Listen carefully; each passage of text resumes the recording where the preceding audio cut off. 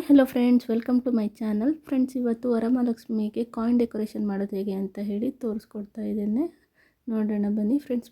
ಮೊದಲಿಗೆ ನಾನು double tape ಗಮ್ನ ಅಂಟಿಸ್ಕೊಂಡಿದ್ದೀನಿ. ನೋಡಿ, ಈ ಥರ ಒಂದು ಬೋಲ್ಗೆ ನೀವು ಯಾವ ಥರ ಶೇಪ್ ಬೋಲ್ ಆದರೂ ತೊಗೋಬೋದು. ಆಮೇಲೆ ನಾನಿಲ್ಲಿ ₹1 ಕಾಯಿನ್ ತೊಗೊಂಡು ಈ ಥರ ಒಂದೊಂದೇ ಹತ್ತತ್ರಕ್ಕೆ ಜೋಡಿಸ್ಕೊತಾ ಇದ್ದೀನಿ. ಇದನ್ನು ನಿಧಾನವಾಗಿ ಮಾಡಬೇಕು ಫ್ರೆಂಡ್ಸ್. ಇಲ್ಲ ಅಂತ ಅಂದರೆ ಬಿದ್ದು ಹೋಗೋ ಚಾನ್ಸಸ್ ಇರುತ್ತೆ ಕಾಯಿನ್ಸ್ಗಳೆಲ್ಲ. ಅದಕ್ಕೋಸ್ಕರ ನಾವು ಒಂದೊಂದೇ ನಿಧಾನಕ್ಕೆ ಜೋಡಿಸ್ಕೊಂಡು ಈ ಥರ ಜೋಡಿಸ್ಕೊಂಡು ಹೋಗಬೇಕಾಗುತ್ತೆ. ನೋಡಿ, ನಿಮಗೆ ಯಾವ ಸೈಡ್ ಬೇಕೋ ಆ ಸೈಡ್ ಇಟ್ಕೊಂಡು ಇಲ್ಲಿ ಕಾಯಿನ ಜೋಡಿಸ್ಕೋಬೋದು. ನೋಡಿ, ಹತ್ರ ಇಟ್ಕೊಂಡು ಈ ಥರ ಒಂದೊಂದೇ ಜೋಡಿಸ್ಕೊಂಡು ಹೋಗ್ಬೋದು.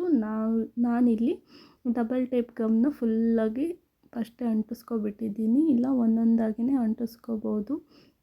ಇಲ್ಲ ಅಂತಂದರೆ ಈ ಥರ ಫುಲ್ ಒಟ್ಟಿಗೆ ಅಂಟಿಸ್ಕೊಂಡು ಆಮೇಲೆ ಕಾಯಿನ ಅಂಟಿಸ್ಬೋದು. ಆಮೇಲೆ ನೋಡಿ, ಈ ಥರ ಕೆಳಗಡೆ ಲೈನಲ್ಲೂ ಈ ಥರ ಒಂದೊಂದಾಗಿ ಅಂಟಿಸ್ಕೊತಾ ಇದ್ದೀನಿ. ಒಂದು ಸ್ವಲ್ಪ ಹಿಡಿದು ಫೇಸ್ ಮಾಡಬೇಕು. ಇಲ್ಲ ಅಂತಂದರೆ ಕಾಯಿನ್ಸ್ಗಳು ಬಿದ್ದೋಗೋ ಚಾನ್ಸಸ್ ಇರುತ್ತೆ. ಅದಕ್ಕೋಸ್ಕರ ನಿಧಾನಕ್ಕೆ ಇಟ್ಕೊಬಿಟ್ಟು ಈ ಥರ ಜೋಡಿಸ್ಕೊಂಡು ಹೋಗಬೇಕು. ತುಂಬ ಚೆನ್ನಾಗಿ ಬರುತ್ತೆ ಅಂತಲೇ ಹೇಳ್ಬೋದು. ಶಾರಲ್ಲೇ ಹಿಡ್ಕೊಂಡು ಜೋಡಿಸ್ಕೊತ ಹೋಗಬೇಕು. ಇಲ್ಲ ಅಂತಂದರೆ ಜಾರಿ ಬಿದ್ದೋಗೋ ಚಾನ್ಸಸ್ಸು ಇರುತ್ತೆ. ನಾವು ಮಾಡಿರೋದೆಲ್ಲ ಕಿತ್ತೋಗೋ ಚಾನ್ಸಸ್ಸು ಇರುತ್ತೆ. ಅದಕ್ಕೋಸ್ಕರ ನಿಧಾನಕ್ಕೆ ಇಟ್ಕೊಂಡು 2 ಲೈನ್ ಜೋಡಿಸ್ಕೊಂಡ್ರೆ ಸಾಕಾಗುತ್ತೆ. ಇದು ಚಿಕ್ಕದಾಗಿರೋದ್ರಿಂದ. ಆಮೇಲೆ ನಾನಿಲ್ಲಿ ₹10 ಕಾಯಿನು ಯೂಸ್ ಮಾಡಿಕೊಂಡು ಮಾಡ್ತಾಯಿದ್ದೇನೆ. ನೋಡಿ, ಡಬಲ್ ಟೇಪ್ ಗಮ್ಮು, ಹಾಗೆಯೇ ಸೀಜರು, ಒಂದು ಬೋಲು ಇದ್ದರೆ ಕಾಯಿನು ಇದ್ದರೆ ಸಾಕಾಗುತ್ತೆ. ನೋಡಿ, ನಾನಿಲ್ಲಿ ಗಮ್ಮನ್ನ ಅಂಟಿಸ್ಕೊತಾ ಇದ್ದೇನೆ. ನನಗೆ ಯಾವ ಅಂಟಿಸ್ಕೊಂಡು ನಿಧಾನಕ್ಕೆ ಮೇಲಿನ ಗಮ್ಮನ್ನ ತೆಗೆದುಬಿಟ್ಟು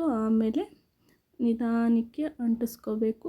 ಫುಲ್ಲು ಅಂಟಿಸ್ಕೊಂಡಾದರೂ ಮಾಡ್ಬೋದು. ಇಲ್ಲ ಅಂದರೆ ಈ ಥರ ಸ್ವಲ್ಪ ಅಂಟಿಸ್ಕೊಬಿಟ್ಟು ಮಾಡ್ಬೋದು. ನೋಡಿ, ಈ ಥರ ಒಂದು ಪಕ್ಕದಲ್ಲಿ ಒಂದು ಜೋಡಿಸ್ಕೊತ ಹೋಗಬೇಕು. ನಮಗೆ ಸ್ವಲ್ಪ ಮೇಲ್ ಬೇಕು ಕಾಯಿನು ಅಂತ ಅಂದರೆ ಸ್ವಲ್ಪ ಮೇಲಿಟ್ಟು ಜೋಡಿಸ್ಕೋಬೋದು. ಮೇಲಿಟ್ಟು ಜೋಡಿಸ್ಕೊಂಡ್ರೆ ಚೆನ್ನಾಗಿ ಕಾಣಿಸುತ್ತೆ ಅಂತ ಹೇಳಿ ಅಷ್ಟೇ.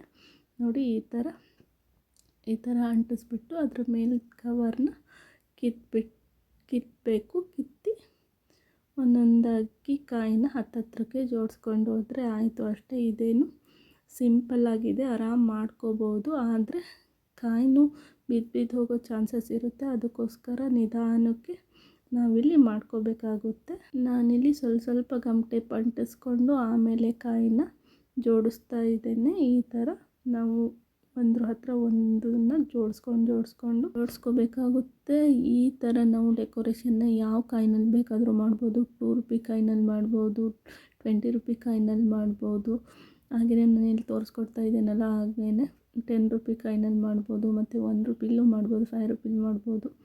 ಕಾಯಿನ್ ತೊಗೊಂಡು ಈ ಥರ ಮಾಡಿದರೆ ತುಂಬ ಚೆನ್ನಾಗಿರುತ್ತೆ. ನೋಡಿ ಯಾವ ಥರ ಬಂದಿದೆ ಅಂಥೇಳಿ, ತುಂಬ ಚೆನ್ನಾಗಿ ಬಂದಿದೆ.